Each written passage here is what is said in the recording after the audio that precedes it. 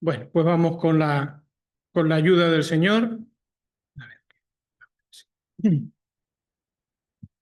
A ver si podemos desarrollar esta exposición que el Señor puso en mi corazón y que espero que pueda ser de bendición, que nos ayude a tener una visión más amplia y una visión más profunda de lo que es la obra del Señor Jesucristo en la cruz del Calvario. Y lo primero que les invito es a mirar en la pantalla y quiero que me digan si conocen esta imagen, la imagen que está en la pantalla. Dale a compartir. Si conocen la imagen que está en la pantalla, ¿vale? ¿Les suena? Porque está en muchos libros, en muchos mapas, en muchos... ¿Vale?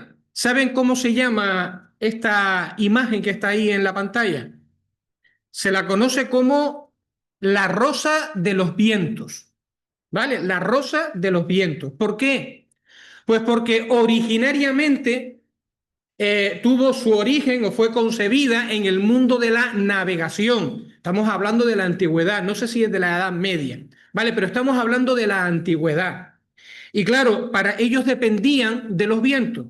Entonces necesitaban establecer los 4 puntos cardinales y cuáles eran los vientos que venían desde cada lugar para de esa manera aprovechar las corrientes de aire o los vientos y navegar.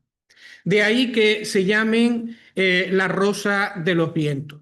Pero claro, no solamente sirve para eso, ya hoy en día se utiliza para situarnos geográficamente y saber ubicarnos y poder determinar una determinada posición en cualquier lugar y en cualquier momento. Bueno, los 4 puntos cardinales que aparecen ahí por su nombre o por la primera sigla es el norte, el sur, el este y el oeste. ¿Vale? Norte, sur, este y oeste. Ahora, ¿sabrías determinar en un momento dado dónde está el norte, el sur, el este y el oeste? Por el día, por la noche no. ¿Sabes cómo se hace? Vale. Yo no soy experto en esto, ¿vale? Pero claro, lo lee y dice, bueno, pues a ver si cuela. Dale un momentito para que...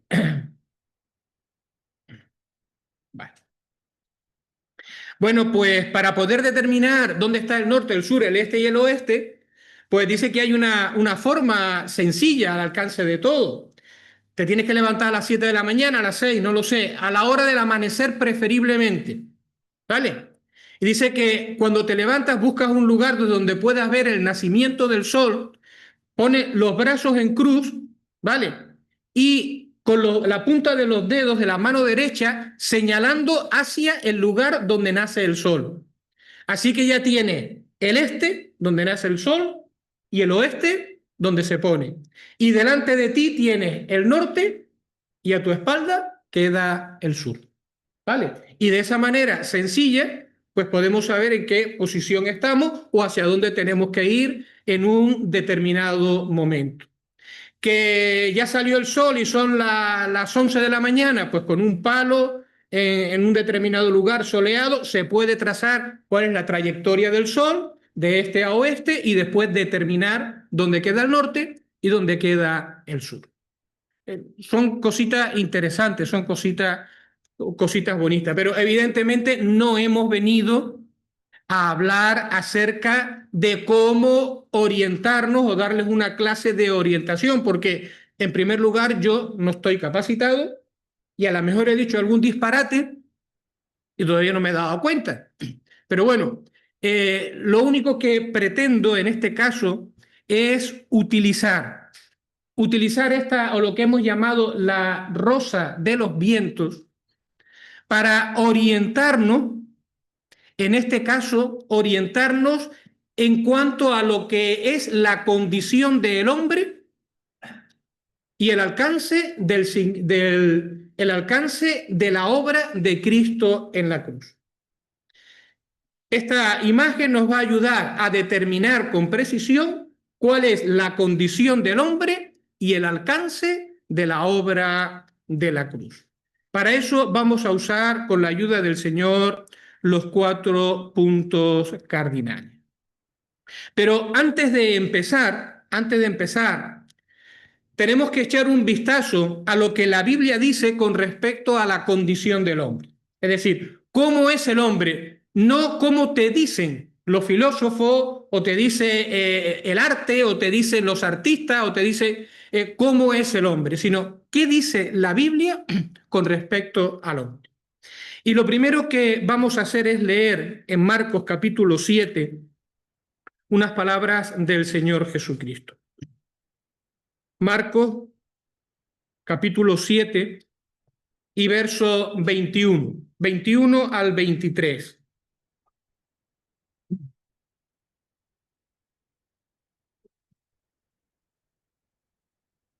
Mira,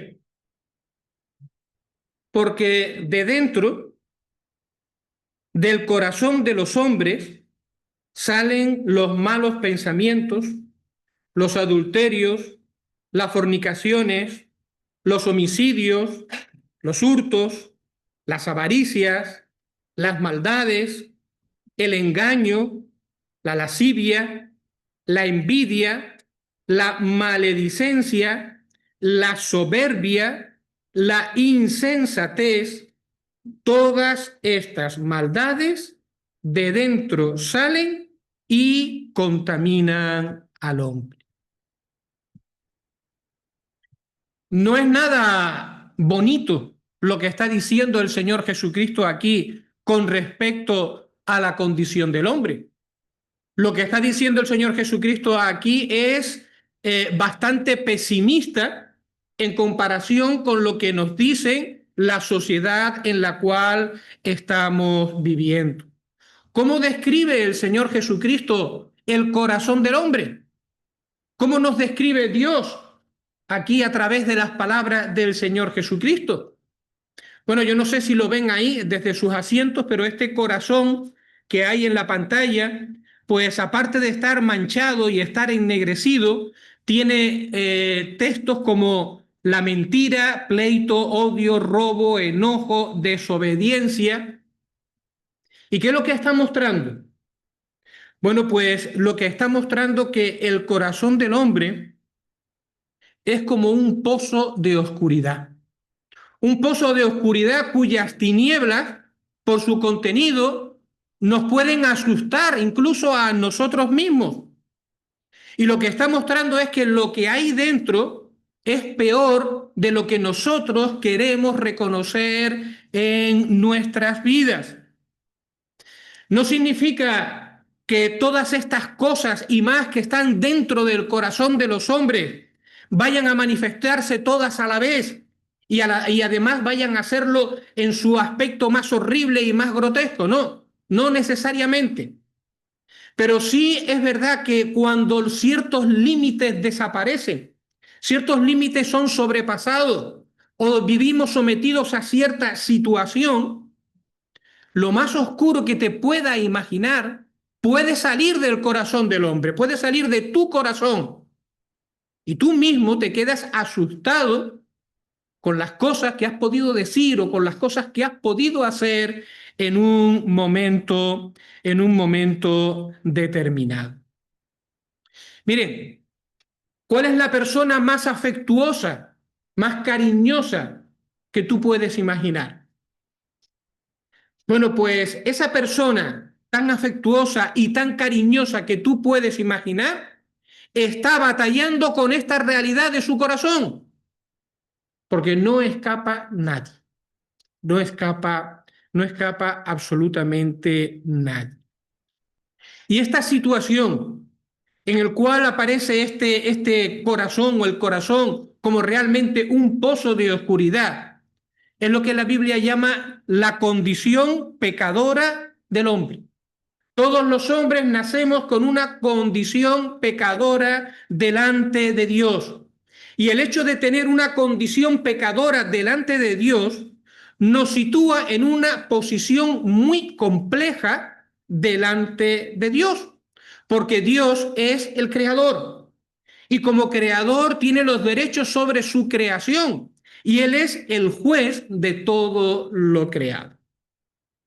El pecado El pecado ha abierto 4 frentes en la condición del hombre con respecto a Dios.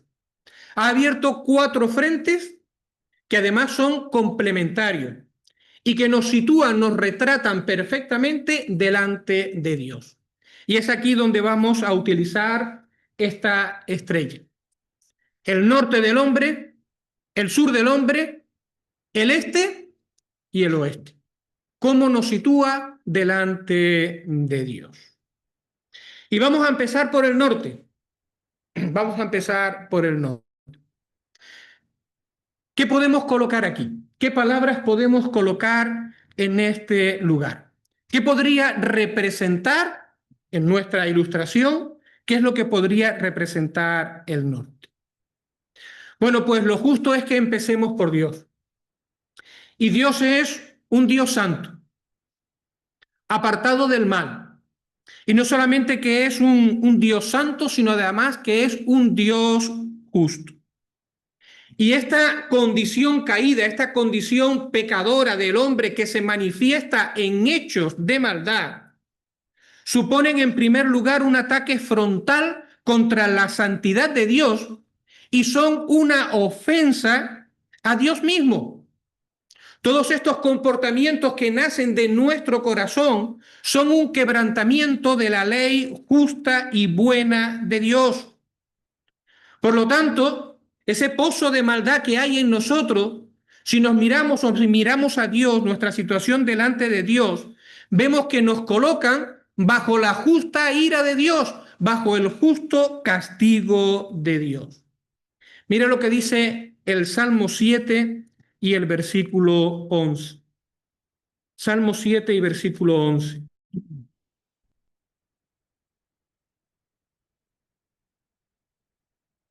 Dios lo tiene. Dios es juez justo. Y Dios está airado contra el impío todos los días. Y en este caso podríamos recordar por un momento las palabras del rey David. Cuando el rey David pecó primeramente contra Urías y también contra Betsabé. ¿Se acuerdan la historia? Algunos quizás no la conozcan, pero bueno, fue una cosa muy fea y muy grotesca de parte de David. Y cuando David tiene que confesar su pecado, ¿saben lo que dice David en el Salmo 51:4? Allí dice, contra ti solo he pecado. Y no se refería ni a Urías ni a Betsabé. Se refería a Dios mismo. Contra ti solo he pecado y he hecho lo malo delante de tus ojos. El pecado es una ofensa a la santidad de Dios y un quebrantamiento de la justicia de Dios. Hay una parábola en el Nuevo Testamento que es la parábola del hijo pródigo, que la contó el Señor Jesucristo, y hay un momento en que el protagonista, el hijo pródigo, decide volver al padre, arrepentido porque le ha ofendido, ha hecho un montón de cosas malas y ahora vuelve al padre. ¿Y saben cuáles son las palabras que el Señor Jesucristo coloca en la boca del Hijo cuando se presenta delante del Padre? ¿Qué es lo que dice ese muchacho arrepentido que ha malgastado su vida y ha hecho daño a su Padre? ¿Sabe qué es lo que dice? Bueno, pues las palabras que Jesús pone en su boca son estas. Padre, he pecado contra el cielo y contra ti. No ha pecado solamente contra el Padre, contra su Padre físico, sino dice contra el cielo. Porque de nuevo decimos, el pecado, todos estos actos de maldad, todos estos hechos de maldad suponen en primer lugar una afrenta a Dios y un quebrantamiento de las normas de Dios, de la justicia de Dios. Así que ahora les pido que respondan, no hace falta que lo hagan en voz alta, sino que respondan en sus mentes. ¿Con qué palabras describiríamos el norte del ser humano? ¿Qué palabras podríamos escribir ahí, encima de la N? ¿Vale? Y no empieza por la N, ¿vale? No llego a tanto. ¿Qué palabras podríamos describir? O podríamos escribir. Piénsala. Vale. El hombre está bajo la ira de Dios y bajo el juicio de Dios. Ese es nuestro norte. Así empieza la historia del hombre. Pero si el hombre está bajo la ira justa de Dios, si el hombre está bajo el juicio de Dios, esto significa que de alguna manera esa ira o ese juicio tienen que ser quitados. Es decir, esa ira de Dios a causa del pecado y esa ofensa a causa de su santidad tienen que ser vindicadas para que el hombre pueda restablecer su comunión con Dios. ¿Y saben cuál es la palabra que se utiliza en la Biblia para hablar de esa necesidad del hombre? Bueno, pues la palabra que se utiliza es propiciación. Propiciación. Es decir, la santidad de Dios debe de ser vindicada y la justicia de Dios tiene que ser satisfecha. Y eso se expresa por la palabra propiciación. Bueno, pues ahora nos vamos al sur. Dale, ahora nos vamos al sur. Y volvemos a preguntarnos, ¿qué podríamos escribir aquí abajo? Ya hemos visto cómo la condición pecadora le afecta a Dios y cómo supone una ofensa a su santidad y un quebrantamiento de la ley de Dios. Pero ¿y al hombre? ¿Qué supone para el hombre la realidad de su pecado? ¿Qué podemos colocar aquí abajo? Bueno, pues una descripción de Dios que se da en la Biblia es que Dios es puro y que Dios es limpio de ojos. Y por lo tanto Él se aparta de toda contaminación y de toda maldad. ¿Y saben cómo está descrito el pecado en la Biblia? El pecado en la Biblia está descrito como una mancha, como una mancha, pero no una mancha cualquiera, sino una mancha fea, una mancha grotesca que está en el hombre, que estropea el ser del hombre. El pecado es descrito en el hombre como una llaga que supura, una llaga que es asquerosa, que es repelente delante de Dios. El pecado es descrito en el hombre como una realidad que nos contamina y que nos hace inmundos delante de Dios. Hace que Dios tenga que apartar sus ojos de nosotros. Hay tres lecturas que les voy a mencionar, aunque solamente vamos a leer una. La primera está en Marcos capítulo 7 y versículo 23, lo hemos leído al principio. Después de describir el Señor ese pozo de oscuridad que hay en nosotros, Él dice, todas estas maldades de dentro salen. ¿Y qué efecto tienen? Contaminan al hombre. Contaminan al hombre. Y ya sabemos qué se hace con un alimento contaminado. ¿Qué se hace con un alimento que tiene hongo? ¿Qué se hace con una casa o con un objeto que está contaminado por alguna cosa? Pues enseguida lo apartamos, enseguida lo retiramos, lo ponemos lejos, ponemos todas las advertencias que sean posibles y lo desechamos.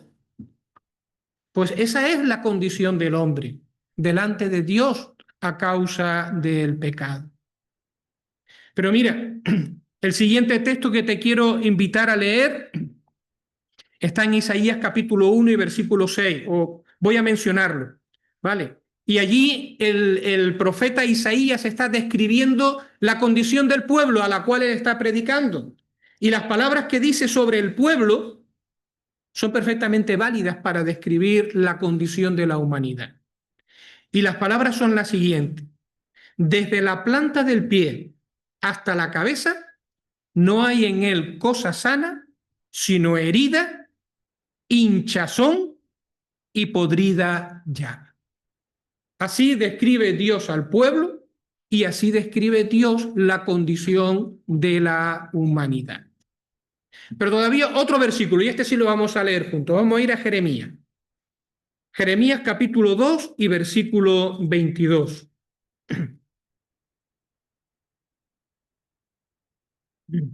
Jeremías capítulo 2 y el verso 22.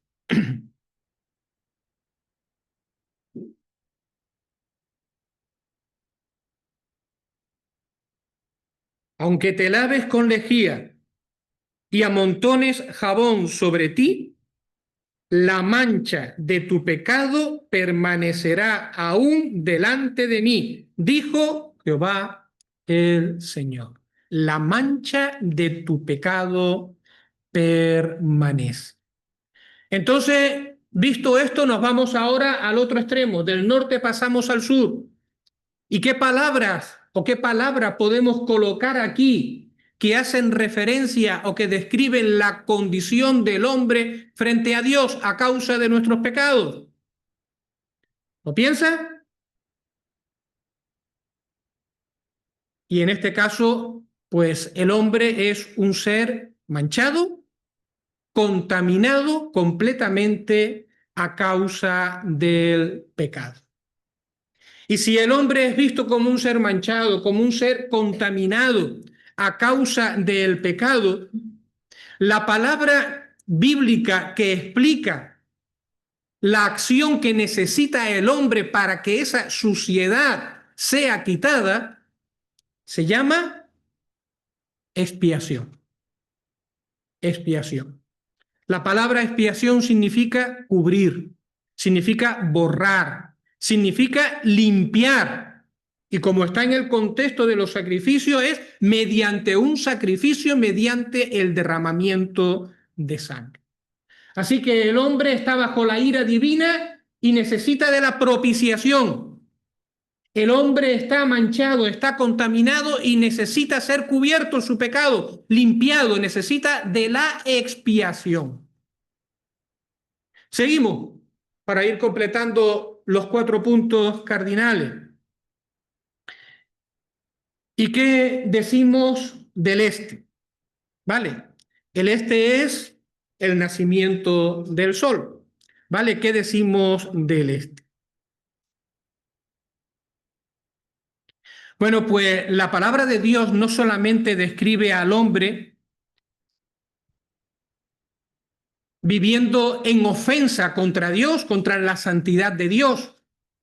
El hecho de que nosotros vivamos ofendiendo a Dios, pues ya no solamente habla de la necesidad de la propiciación, que sea satisfecho, que sea vindicada la santidad de Dios, sino que también nos constituyen enemigos, porque no podemos vivir violentando a Dios en su propio ser y pensar que Dios se lleva bien con nosotros y que todo va bien con Él.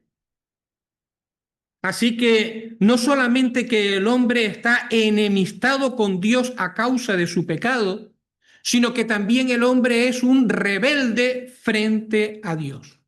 El hombre rechaza a Dios. El hombre quiere ser la autoridad en su propia vida. Eso es también otra realidad constatable en nosotros y en la sociedad en la cual vivimos. Cuando en Génesis capítulo 3 se describe la caída del hombre, una de las palabras que se utilizan para describir lo que allí sucedió es que la tentación consistió, entre otras cosas, en decir, seréis como Dios. No, no, no. Lo que va a suceder es que ustedes seréis como Dios. Y esas palabras han quedado en la mente del ser humano y de alguna manera se reflejan en nuestro comportamiento. El hombre no quiere vivir sujeto a Dios. El hombre quiere vivir haciendo lo que él considera que es mejor, porque cree o piensa que eso significa madurez, madurez de la raza, cuando en realidad está trayendo ruina y está trayendo condenación a su propia vida. En Colosenses, allí el apóstol Pablo describe la condición del hombre separado de Dios con las siguientes palabras. Está en Colosenses 1:12. Y le dice, vosotros sois extraños y enemigos en vuestra mente, haciendo malas obras. enemigos y extraños en vuestra mente, haciendo malas obras. Pero el texto que me gustaría compartir con ustedes está en Romanos capítulo 1 y verso 32. Romanos capítulo 1 y el versículo 32.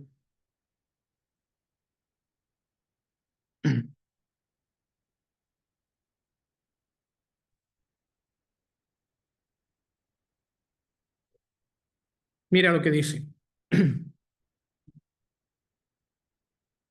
Porque estas palabras describen al ser humano en el día de hoy. Y es la actitud, además, con la cual muchos de manera desvergonzada se identifican y abiertamente se identifican en el día de hoy. Quienes, habiendo entendido el juicio de Dios, que los que practican tales cosas son dignos de muerte, no solo las hacen, sino que también se complacen con los que la practican. Así que esta es la situación del hombre a causa de su condición delante de Dios. ¿Con qué palabras podríamos resumirlo? Y de esta manera identificar ese punto, el en nuestras vidas. ¿Más o menos? ¿Lo imagina? Vale.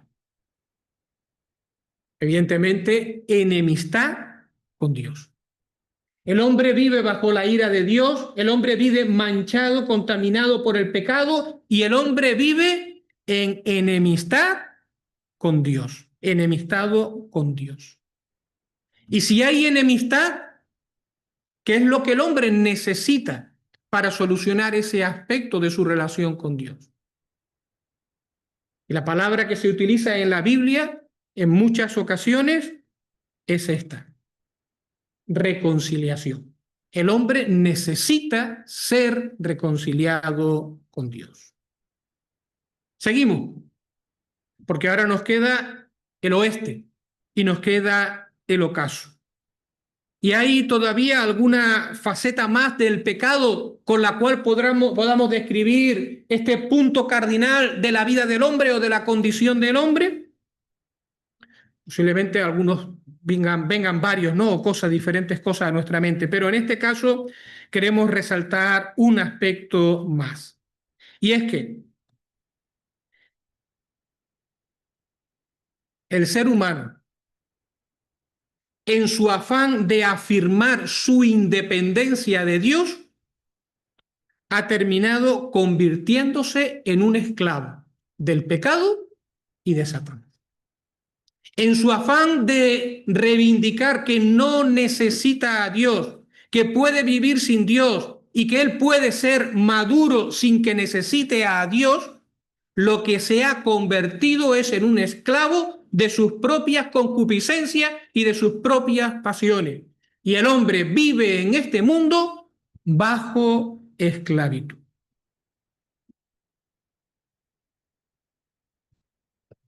El hecho de que no seamos capaces de vivir en este mundo, que no seamos capaces, aunque queramos, no seamos capaces de vivir en este mundo sin ofender a Dios y sin ofender al prójimo, implica que tenemos un problema. El hecho de que el hombre no sea capaz de vivir sin hacer el mal que odia y sin ser capaz de hacer todo el bien que deseara hacer, su incapacidad para no hacer el mal que muchas veces no quiere, y para hacer incapacidad para hacer el bien que realmente en muchas ocasiones le gustaría hacer, eso significa que tenemos un problema. Y eso apunta a una realidad que hay en nosotros, y es que el hombre, a pesar de sus deseos, está sujeto a la condición pecadora, está sujeto al pecado y no puede escapar de esta condición en la cual estamos viviendo. Es la condición que hemos heredado de nuestros padres y la cual, como hemos dicho, en determinadas circunstancias y en determinados momentos se manifiesta, y a veces de una manera grotesca y de una manera bastante desagradable. esclavos del pecado. Y esto sin hablar de los millones y millones de personas que están atrapadas en algún vicio en concreto y en algún pecado en concreto, donde para ellos esa maldad o esos deseos del corazón le han llevado a unas cadenas que le están arruinando su vida y arruinando la vida de las personas que están a su alrededor. Me acompañan a Juan capítulo 8 y verso 34. Juan capítulo 8 y verso 34.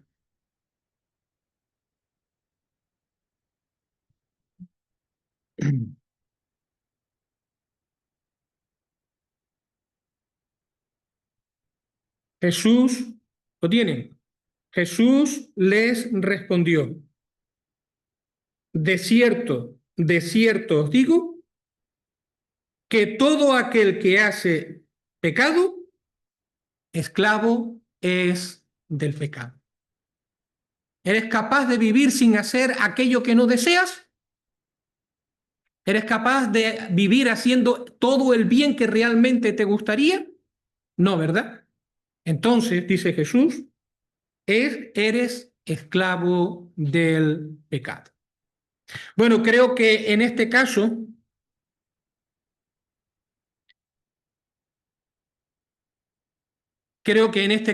la palabra que nos falta, pues es bastante más fácil de identificar, ¿verdad?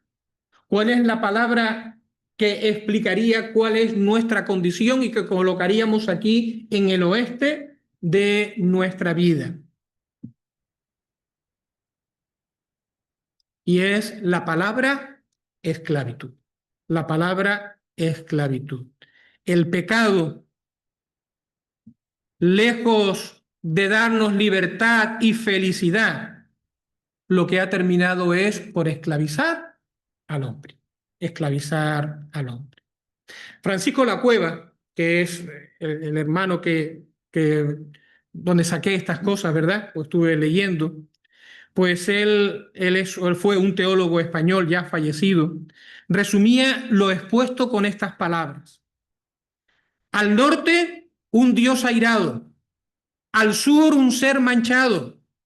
Al oeste, un pasado de enemistad con Dios. Y al este, una imperiosa necesidad de libertad. Yo sé que aquí están cambiados, ¿vale? Pero bueno, eso fue un fallo a la hora de ir preparando el mensaje.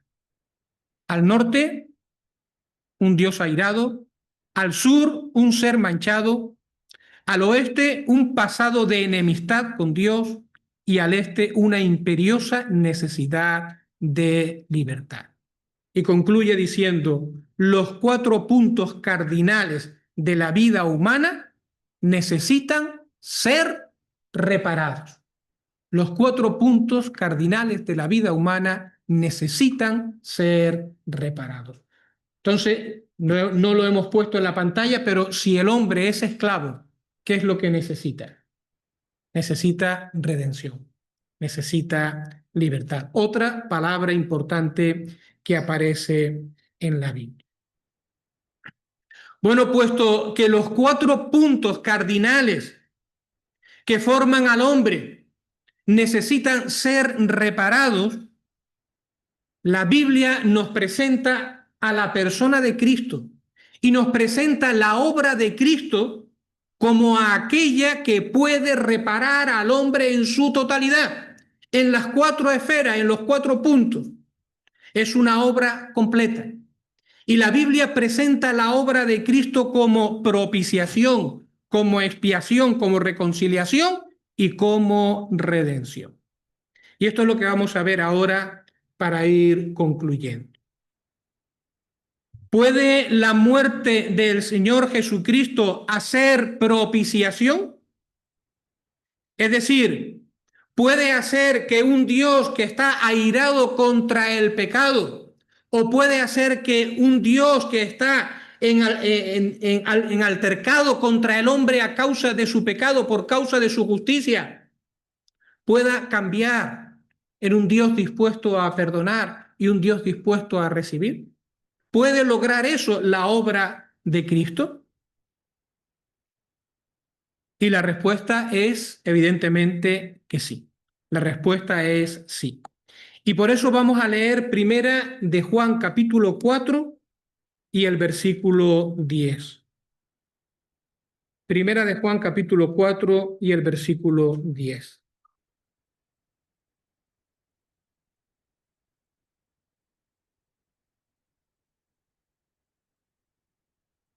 En esto consiste el amor, no en que nosotros hayamos amado a Dios, sino en que Él nos amó a nosotros y envió a su Hijo en propiciación por nuestros pecados. Él envió a su Hijo en propiciación por nuestros pecados. ¿No te resulta increíble lo que está diciendo este versículo? La santidad de Dios ha sido ofendida por el hombre. La justicia de Dios ha sido quebrantada. Merece el hombre el castigo, merece el juicio. Dios es el ofendido. Y sin embargo, ¿qué dice este versículo? Que el ofendido envía a su Hijo para que ese daño pueda ser reparado. Dios envía a su Hijo en propiciación por nuestros pecados. Él hace posible que a través de la muerte del Señor Jesucristo en la cruz, la ira de Dios, porque recae sobre el Hijo, pueda ser retirada de ti. Dios hace posible, porque el Hijo muere en la cruz por nosotros, que el juicio de nuestro pecado pueda ser satisfecho y que de esa manera el hombre pueda verse libre delante de Dios. Y esto lo hace Dios por medio del Señor Jesucristo. Por lo tanto, ese norte sí tiene reparación y se llama Cristo y se llama la obra de Cristo. Seguimos por el sur. ¿Y puede la muerte de Cristo hacer expiación por nuestros pecados? Y la respuesta es sí, claro que sí.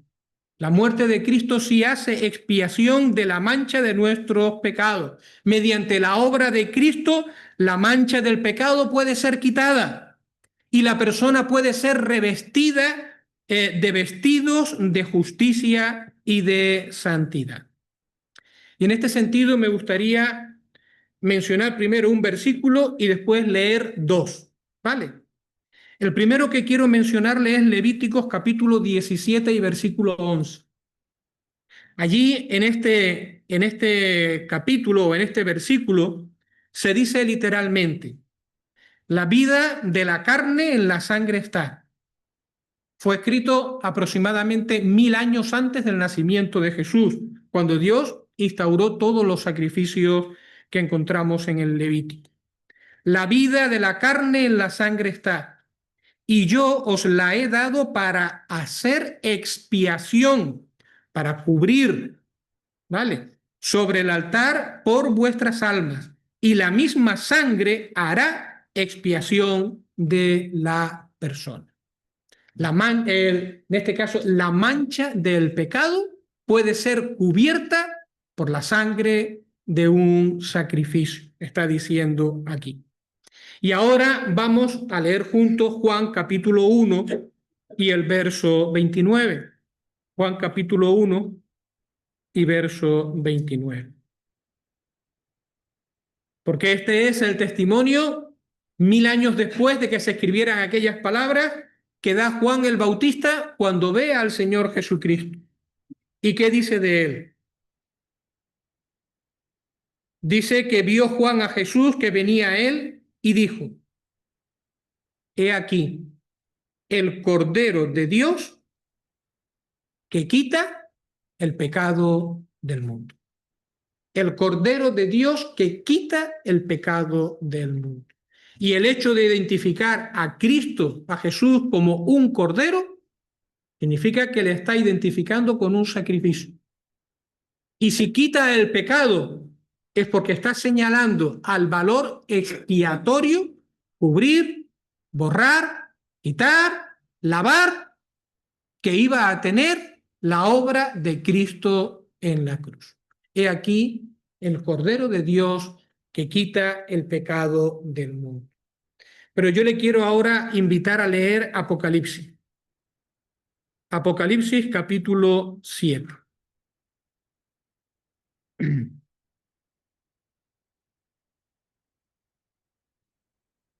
Es verdad que este texto nos lleva hacia el final de los tiempos, cosas que todavía están por venir, pero allí se habla de un grupo de personas muy concretas. Pero mira lo que se dice con respecto a estas personas. Apocalipsis capítulo 7 y versículo 14. Bueno, el versículo 13. Uno de los ancianos habló diciéndome, estos que están vestidos de ropas blancas, ¿quiénes son y de dónde han venido? Y ahora Juan responde, yo le dije, Señor, tú lo sabes. Y entonces él me dijo, estos son los que han salido de la gran tribulación, pero mira, y han lavado sus ropas y las han emblanquecido en la sangre del Cordero. Han sido lavados y han sido emblanquecidos en la sangre del Cordero. Por lo tanto, está presentando aquí al Señor Jesucristo como el único que puede cubrir la mancha de tu pecado, el único que puede borrar la mancha de tu pecado, el único que puede limpiar, lavar la mancha de tu pecado. Por lo tanto, la obra de Jesucristo también es válida en este punto de nuestras vidas. Y seguimos avanzando. Ahora nos vamos al este. Y hablábamos de que el hombre ha ofendido a Dios y está en enemistad con Dios. Y el hombre está en rebeldía contra Dios. Y puede la sangre de Cristo, puede la obra de Cristo reconciliar al hombre con Dios. Y la respuesta es sí. Sí, porque una vez que Dios ha sido propiciado, una vez que por medio de la sangre la ira de Dios sobre el hombre es retirada, porque una vez que por medio de la obra de Cristo la justicia de Dios es cumplida, porque una vez que por medio de la obra de Cristo nuestro pecado es cubierto delante de Dios, Dios puede extender sus brazos para recibir al hombre arrepentido. Y de esta manera ese hombre que hasta ahora ha vivido en rebeldía y ofendiendo a Dios pueda entrar de nuevo en una relación verdadera e íntima con Dios, mediante el arrepentimiento, mediante la fe en la obra de Jesús. Pero la obra de Cristo hace posible la reconciliación del hombre pecador con el Dios santo y con el Dios justo. Tal es así que la palabra reconciliación se utiliza para referirse a la predicación del Evangelio. Todo el Evangelio, el mensaje que llevamos, se resume en esta palabra. Y así lo dice Segunda de Corintios, Pablo en Segunda de Corintios capítulo 5. Segunda carta a los Corintios, el capítulo 5.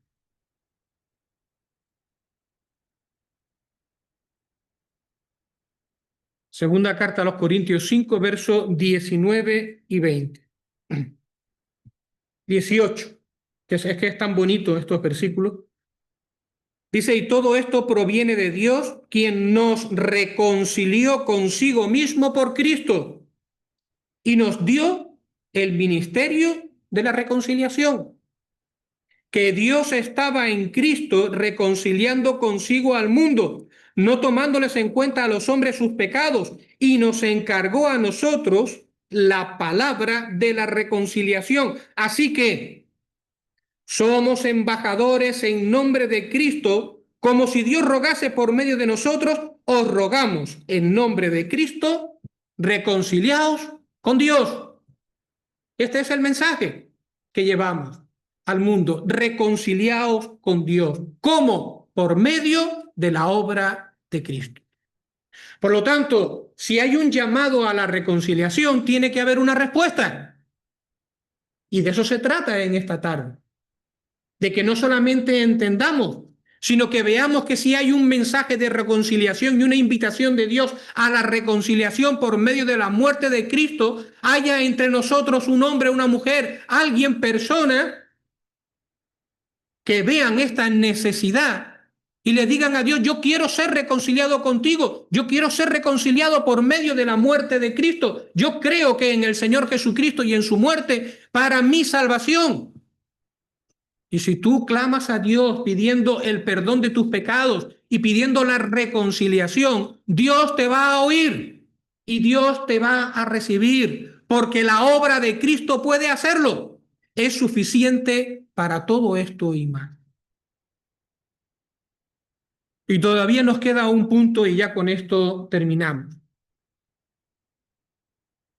Hemos visto que la obra de Cristo puede propiciar al pecador delante de Dios o Dios en favor del pecador, que puede hacer expiación, que puede obrar reconciliación, pero puede la obra de Cristo, yo le he dado a donde no debo ahora, puede la obra de Cristo también obrar el rescate, es decir, librarnos de la esclavitud del pecado. Bueno, pues en primer lugar recordar cuál es la misión del Hijo de Dios. ¿Para qué vino el Hijo de Dios a este mundo? En 1 de Juan capítulo 3 y versículo 8, lo tengo aquí para leerlo, pero en 1 de Juan capítulo 3 y versículo 8, allí dice, el que practica el pecado es del diablo, porque el diablo peca desde el principio. Y ahora añade, para esto apareció el Hijo de Dios, para deshacer las obras del diablo. Y si el diablo esclaviza al hombre a causa de nuestra condición caída, el Hijo del Hombre ha venido a este mundo para deshacer las obras del diablo y por lo tanto para obrar esa liberación que nosotros necesitamos.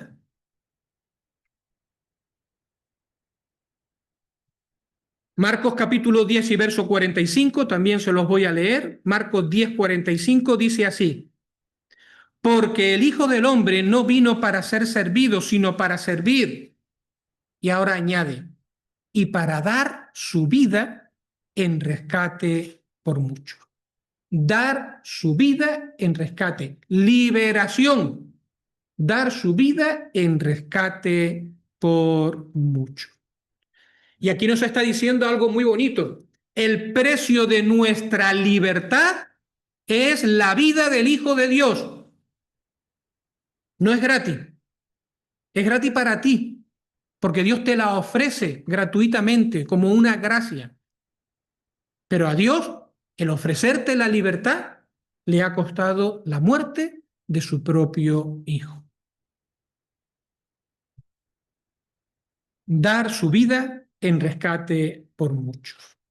Y por último, un texto muy hermoso, y ahora sí me gustaría que me acompañaran, es Juan capítulo 8 y verso 36.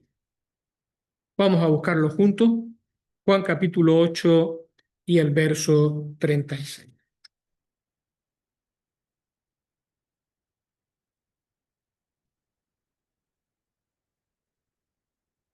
En el 34 leíamos, todo aquel que hace pecado, esclavo es del pecado.